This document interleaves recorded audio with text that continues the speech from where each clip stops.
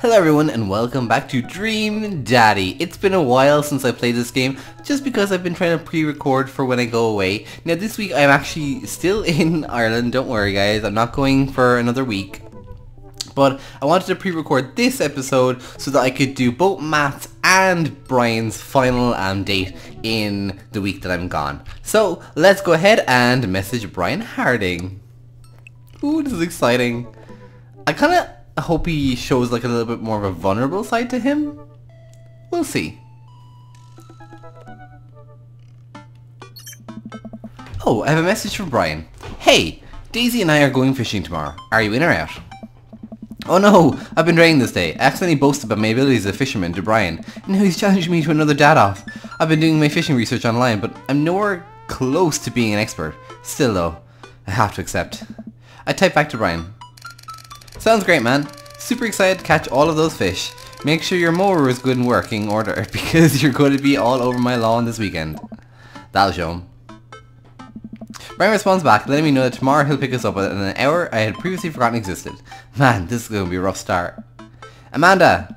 Amanda comes into the room from the kitchen eating a cheese stick by biting it off by piece. Looks like some kind of monster. I didn't raise you like that. Huh? What? It's called string cheese. Not chompy cheese for a reason, Amanda. Ugh. Did you just come in here to criticize my controversial string cheese eating technique or what? No, Amanda. We have to go fishing tomorrow. Well, you have to go fishing. I get to play with Brian's dog. How do I become a master fishing overnight? You went fishing in the Girl Scouts, didn't you? Nope. My stint in the Scouts is brief and purely transactional. Thought it could get me free cookies, but I didn't know I had to, like, be outside and tie knots and stuff. But I have to be Brian. Dad, let me tell you a story. Do you remember last summer how I applied for a job at that coffee shop across town? Give me a refresher? During that interview, they asked me if I knew how to work an espresso machine, and I really wanted the job, so I lied and said yes. On that first morning, there was a line at the door, and within half an hour I severely burned my hand and they told me to go home and never come back. I still have a scar from that. Of course I remember. What does that have to do with fishing? The burn is a metaphor, Dad. I don't get it. You can lead a horse to water. What do horses have to do with fish and burns? Huh? Dad, please. I don't get your obsession with competing against Brian. You wouldn't understand, it's a dad thing. Please try explaining it to me. Okay, Brian's just... He thinks that he's so much better than me and he purposely reminds me of it whenever he can. It's like he has to one-up me. I have to beat him in his own game. Is that what you think is happening here? No, Amanda. Okay, good. I know that's what's happening. Alright, Pops. We should both get some sleep. See you in the morning. Night, Panda. I don't like how we are around Brian. I brush my teeth and throw on some pajamas, climb into bed, set my alarm and close my eyes. Okay, sleep. I am wide awake. I can't help but think about the last time I went fishing, hoping that there's something I can glean from it to give me an edge over Brian. I was about 9 years old. My dad woke me up one morning and told me to get dressed and meet him downstairs. It was still dark out. I had no idea what was going on. Before I knew it, we were both alone on a freezing cold lake. I had to sit there for hours while it got hot and muddy, and the air thick with bugs. I picked out mosquito bites and my dad sat in stony silence fishing pole in one hand and a beer in the other. We didn't catch anything. On the long drive home, my father brought me a pack of cigarettes and didn't say a thing. That didn't help, and I think I have some repressed sadness about my father. I'll deal with that later. I'm sitting on a boat in the middle of a body of water. I can't see any land, but I know it's a lake. The water is placid and still. I'm holding a fishing pole. I don't understand why it feels like my life depends on catching fish right now. I cast my lure into the water and wait, and wait, and wait. My whole being is filled with hopelessness as I watch the line disappear into the depths below. You used the wrong lure. I look up and see my father, just as he looked that one cold morning disapproving. I'm panicking now. I pull the lure up and try to grab a different one, but all the lures in my tackle box are the exact same. Look at my father for guidance, but he's gone. I try casting again, but I can't hold my footing. My boat tips over and I fall into the water, sinking further and further. I see the multitudes of fish that had been lying just below the surface, all swimming around as if to taunt me. One fish swims up to me. He has Brian's eyes. You gotta use a neutral buoyancy lure if you're trying to catch that trout, buddy. I jolt awake to the sound of my alarm. It's fishing day. That would explain the weird dream. I groggily slip on clothes and get ready. Do we have to remember that? I spot Amanda's door half open, still see her curl up in a mountain of blankets. Walk over to her bed, I give her a tiny kiss on the forehead. Fishing day, kiddo. You ready? No. Well, you gotta get up. I can't do this without you. Also, stop sleeping in your clothes. Amanda pulls her comforter over her head. Never. Amanda. I'll get up in a minute. Alright, Brian should be here in 20, so you better not just go back to sleep. Amanda sticks her hand out to the blanket to wave me away. I leave her room and make herself some coffee and another cup with lots of cream and sugar for Amanda whenever she gets up. Amanda eventually wanders in and chugs her coffee while I do word jumbles. I hear the doorbell ring. That must be Brian. Still rubbing her eyes, we walk outside to see Brian. He's decked out in fishing gear. Daisy's falling asleep next to him. Early bird gets the worm, buddy.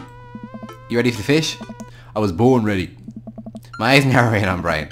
It's a good day to die. Hop on in guys, let's get this fishing party started.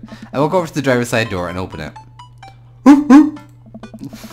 Ryan's dog Max immediately hops into the driver's seat, wagging his tail for us furiously. Oh, look at him, he's so cute. Can I see your license, sir? Maxwell, let Delphron sit. Maxwell beans hops into the back to cuddle with Daisy. Manuel settles in next to Maxwell and Daisy and immediately falls asleep. You ready for an adventure? I'm ready for glory. I struggle to stay awake as we drive to the outskirts of town. Country music plays quietly from the radio as I watch trees pass by. So where exactly are we headed? It's about an hour north of here, a little spot I've been going to since I was a kid. My dad used to take me there all the time. I don't think anybody else knows about it. I brought everything we need so we can catch some trout, have a nice little fire and enjoy the nature. My fishing pole is in the shop, getting it tuned up. Do you maybe have an extra I could borrow? But of course, it's probably not as nice as it sounds like yours is though. Right. I'm digging a hole here.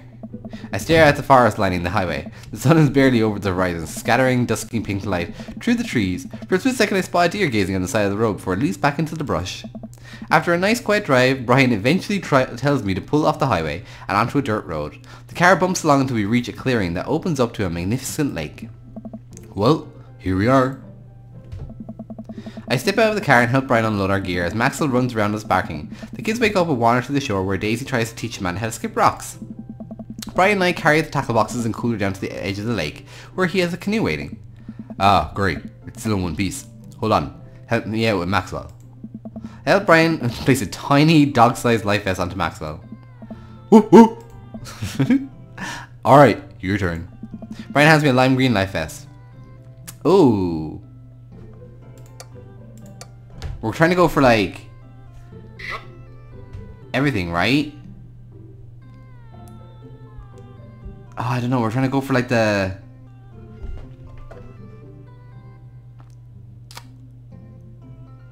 I want to go for this one. If I fall in, I'm counting on you to rescue me. Oh, you like that? Suit yourself. Brian turns to Amanda and Daisy who are still skipping rocks. You kids want to fish? Dad. I'm good with just throwing rocks into the water. Amanda hurls a rock into the pond with gusto. Yeah, take that, water. Amanda, you're supposed to be skipping them. Huh? Is that what we're doing? Daisy, don't you want to fish? Huh? I think catching fish is kind of inhumane. We're gonna go explore the woods and look for bugs and stuff. Alright, be safe. Don't go too far. Brian puts his life vest around himself and we all throw all our equipment into the canoe. Maxwell happily jumps in and takes his place looking out over the water at the front of the boat. I get into the canoe as Brian shoves off. We paddle together to get ourselves in the middle of the lake. Oh, wow. Okay. Most freshwater fish usually feed at dusk and dawn, which is why I had to get you up so early. Yeah, I know. That's pretty common fisherman knowledge after all. Fisherman knowledge that I am knowledgeable about. Still a gambling man? You know it. Let's see who can catch more fish. You can catch more than one? Sounds easy enough to me. What's on the line? Besides all the fish I'm gonna catch, obviously. I was thinking something a little more high stakes than mowing the lawn. Custody of our children? More than that. Let's say, if I win, I get your weed whacker.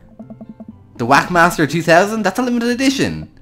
But if you win, you get my pole saw, the Reach and Cut 3000.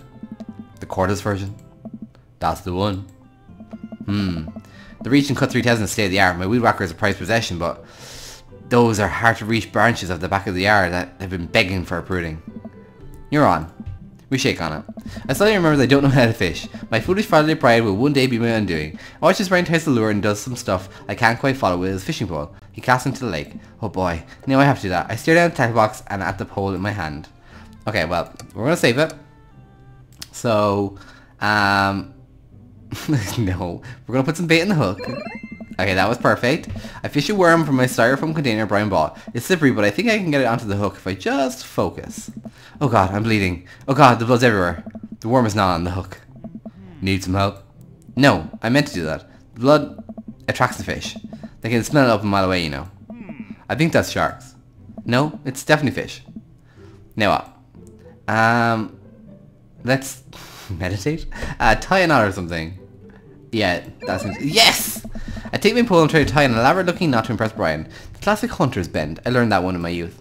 Yep, this isn't coming apart anytime soon. With this knot I will cast my heavenly line upon the unsuspecting water and deliver unto us a bountiful harvest. I look over to Brian. He doesn't seem to be paying attention. Let's cast this sucker. I put my rod back and launch the lure as hard as I can. And the lure flies off the line and sails far, far away, landing in the lake with a loud splush. Sorry, I judged the wind speed wrong. This cold air drives the pressure down. I'm gonna save it just in case. Haha, go ahead and take my pole. I know it's hard switching to a new pole you're not used to. I'll fix up on our lure. Brian hands me his pole with a smile, and I just sit there feeling like an idiot. I knew there was going to be something. Fishing around here is easy. They group up. All you gotta do is line up 3 of them in the same species and reel them in. Oh. I need to match 3 of the same species? I can't tell them apart. Match that fish. Oh. Oh gosh, oh gosh, oh gosh, oh gosh. Now you're fishing. There we go, okay. Nope, that was wrong, that was wrong, that was wrong. I did that one. Okay, we can do that one. We can do that one. There. Oh, we are doing so well today. Okay. Okay, we need to bring that one across. We bring that one down. We should bring that one off. That one over. Oh gosh. Bring that one over. Let's bring that one over. We can bring that one over. Oh gosh. Oh no no no no no no. Give me some more. Oh no. That's the walleye. They typically feed at dusk, at dawn, or during rough weather. Oh my god, the timer's still going. What are you still going for, timer? Okay, okay, I need, here. Okay, there we go. Let's put that one there. Okay, let's put that one down there. That one over there. There. Oh no no no no no no no! I'm gonna run out of time. I'm gonna run out of time. 39 seconds. We need to get some more in 39 seconds. Where? There. Okay, that's perfect. So now we need to measure. I don't know. There. There we go. Okay, there. There. Oh gosh. Can we fish somewhere else now? Where else? Where else? Where else? I don't see there. Those ones aren't matchable. Those ones aren't matchable. Those ones aren't matchable. Oh! Good work. Wow, this is way tougher than I thought. I look over to Brian, who's smiling and obviously enjoying his time out here in the lake. I will crush him. Suddenly, the fishing pole jumps in my hand. Reflexively tug upwards. Think I've got something big. Tip of the pole dips down repeatedly and the line starts to run. Reel it in.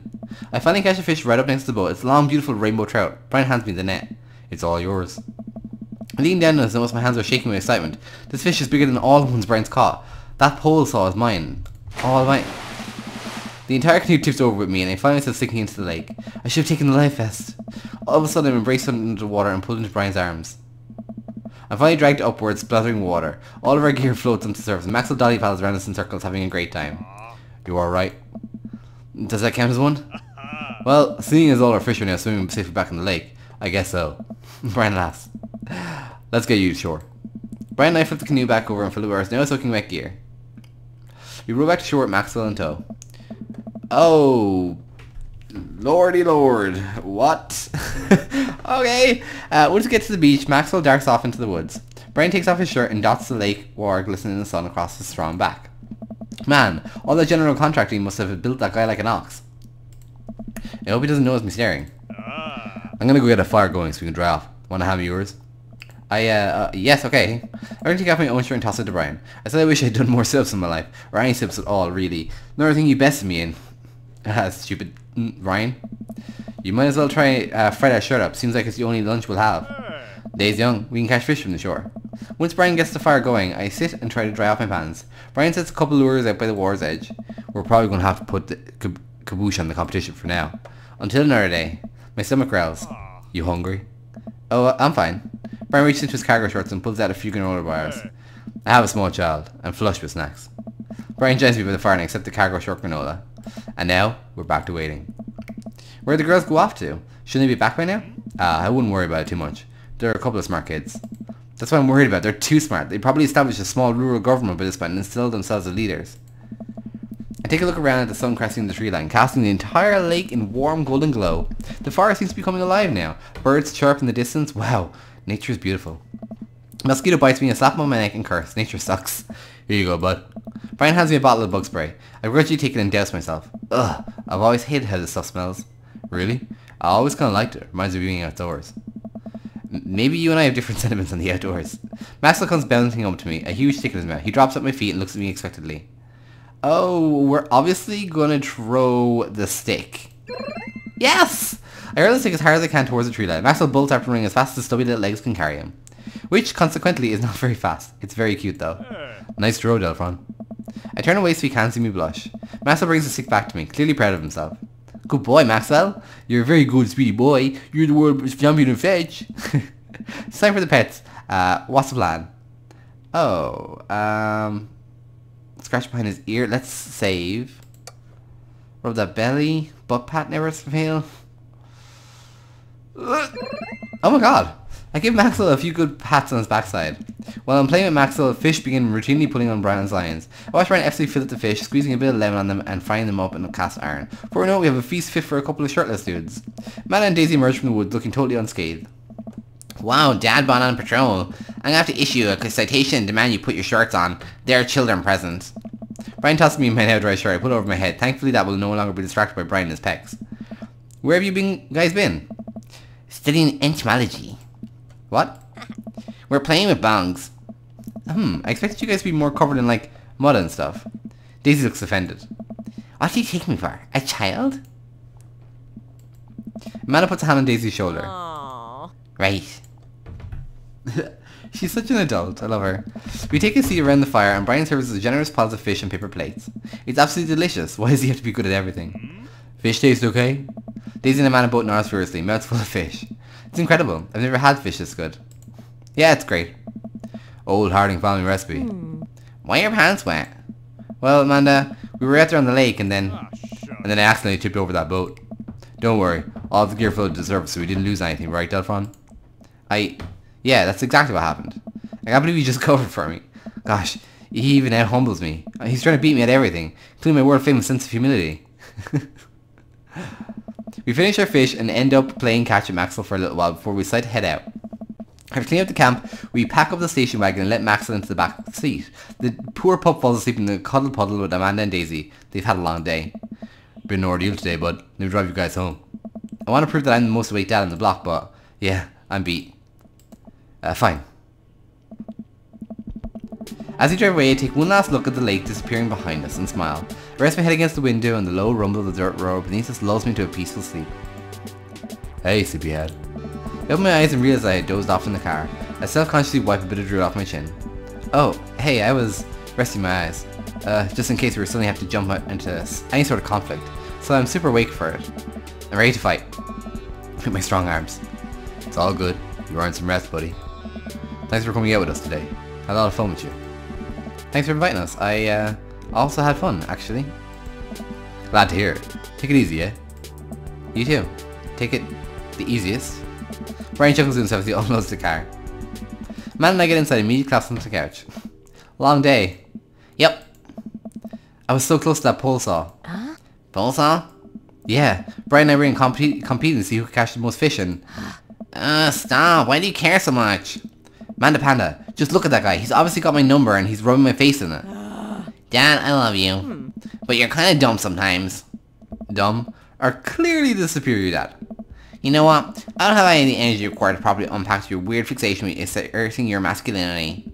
I'm gonna go to bed. Night. Manda slides off the couch and face down to the floor. I'm a tired slug. Amanda, that floor is disgusting. I don't care. Well, night, honey.